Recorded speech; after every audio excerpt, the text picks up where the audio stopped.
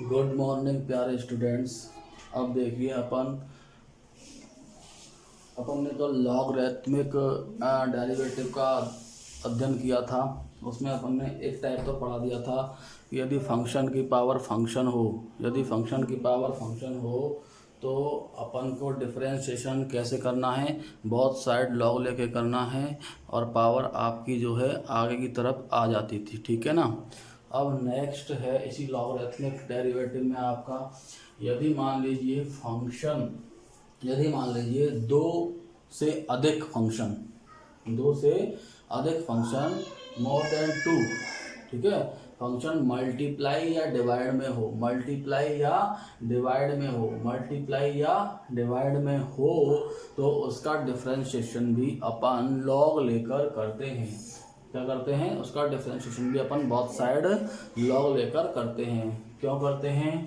क्योंकि अपन ने log m into n का फॉर्मूला पढ़ा है। वो क्या होता है? log m plus n. तो वो मल्टीप्लाई में या डिवाइड में, मल्टीप्लाई में यदि फंक्शन होते हैं तो वो अलग अलग किस में आ जाते हैं? प्लस में आ जाते हैं। यदि डिवाइड में होते हैं तो वो अलग अलग काय में आ जाते हैं? माइनस में आ जाते हैं। तो देखिए अपन एग्जाम्पल नंबर 11 तो मैंने आपको कल करवा दिया था, उसके आपको चारों क्वेश्चंस करने हैं। ठीक है ना। वो चारों ही फंक्शन की पावर फंक्शन पर बेस्ड हैं।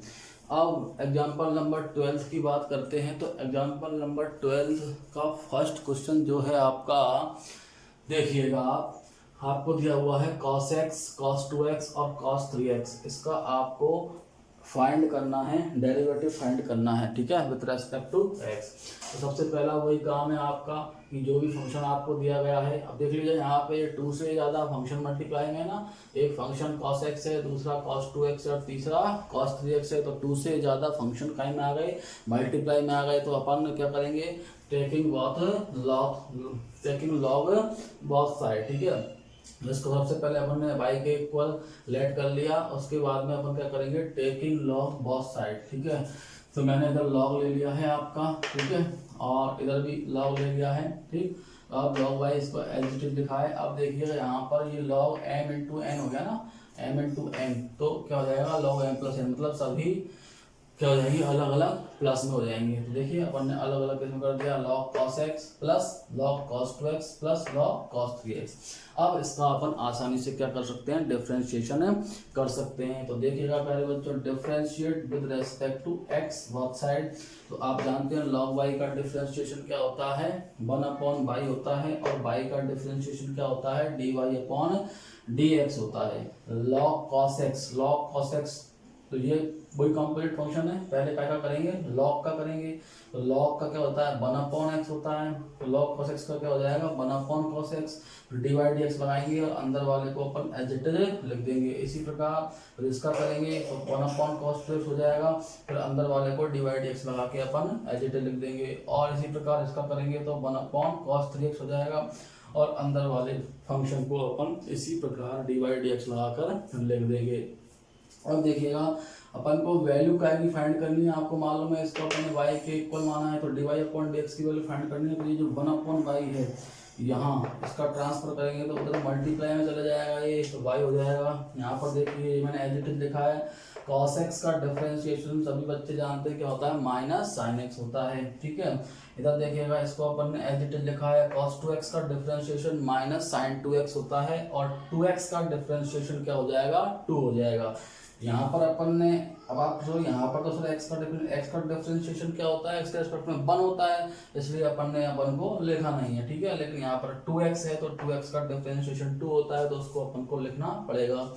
इसी प्रकार 1/cos 3x मैंने एज इट इज लिखा है, और cos 3x का डिफरेंशिएशन क्या होता है? माइनस साइन 3x होता है, और 3x का डिफरेंशिएशन क्या लिख दिया है? मैंने 3 लिख दिया है। अब देखिएगा पहले बच्चों, dy/dx इक्वल टू ये y, इस y की वैल्यू अपन को रखनी है। और y की वैल्यू कहाँ से? इक्वेशन नंबर फर्स्ट से। y की वैल्यू इक्वेशन नंबर फर्स्ट से मैंने पुट कर दी है। ठीक है ना। इक्वेशन नंबर फर्स्ट से मैंने पुट कर दी है कितनी? cos x, cos 2x और cos 3x। अब देखिएगा यहाँ पर sin x upon cos x क्या हो गया? tan x।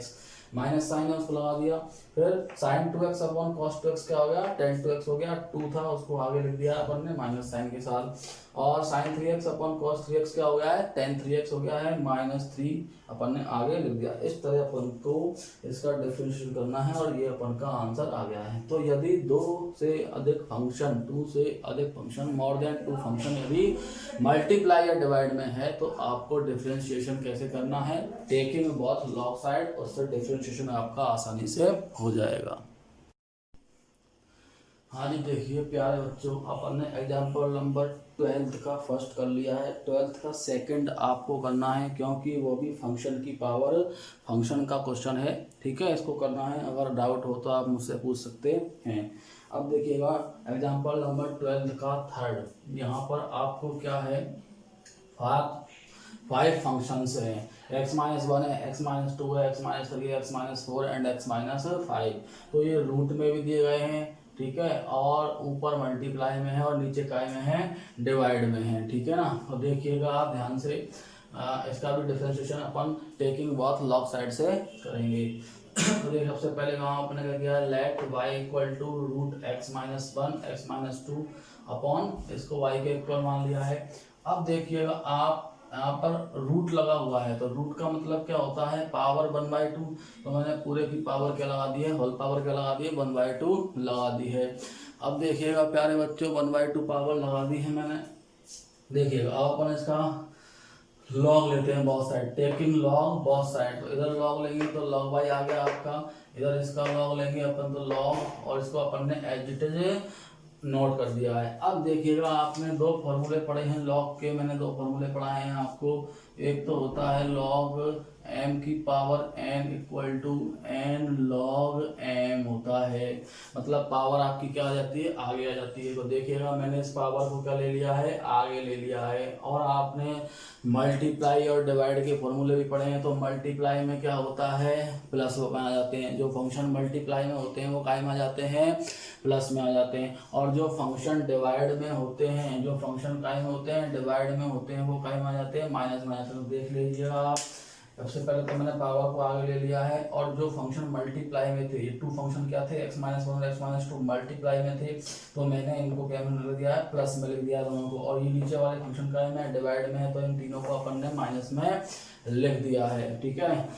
अब देखिएगा प्यारे बच्चों, अब ये आसानी से अपन इसका डिफरेंशिएशन कर सकते हैं। तो differentiate with respect to x both side. तो log y का डिफरेंशिएशन आप जानते हैं 1/y होता है, और y का डिफरेंशिएशन करेंगे तो dy/dx 1/2 कांस्टेंट है, वो एज इट इज रहेगा। उसके बाद log का डिफरेंशिएशन किया है मैंने, तो 1/x-1 आ गया है, और dy/dx ऑफ x-1 मैंने ऐसे की ऐसे ही लगा के आपको लिख दिया है। इसी प्रकार इस log का किया है तो ये डिवाइड में आ गया है, और dy/dx x-2 लगा के लिख दिया है। इसी प्रकार इन सबको मैंने 1/में लिख दिया है, और dy/dx अंदर वाले फंक्शन को dy/dx लगाकर लिख दिया है। अब प्यारे बच्चों इसको थोड़ा सा आगे और सॉल्व करना है आपको, देखिएगा।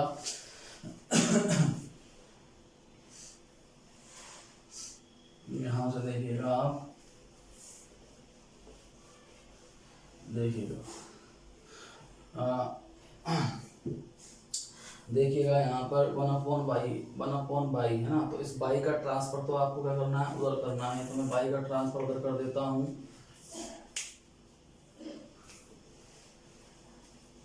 तो y का ट्रांसफर में उधर कर देता है, dy/dx की वैल्यू क्या आ जाएगी बेटा, y और अपॉन 2 तो एज इट इज है ही है, और 1/x-1, और मुझे x-1 का डिफरेंशिएशन करना है।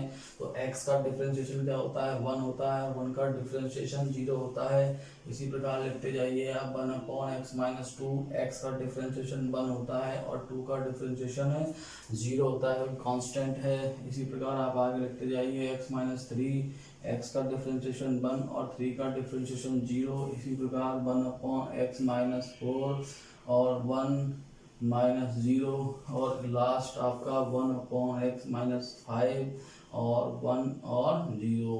इन सब का अपन ने बारी बारी से अंदर वाले फंक्शन का क्या कर लिया है, डिफरेंशिएशन कर लिया है। अब देखिएगा बस ये आंसर आ गया आपका। आपको y की वैल्यू और पुट करनी है यहाँ पर। तो y की वैल्यू वो अपन ने जो स्टार्टिंग में लेट करी थी वो क्या लेट करी थी, देखिएगा root of x minus one x minus two upon x minus three x minus four x minus five, ये y की वैल्यू थी। और 1/2 आप यहाँ लगा दीजिए, 1/2 लगा दिया है मैंने यहाँ पर।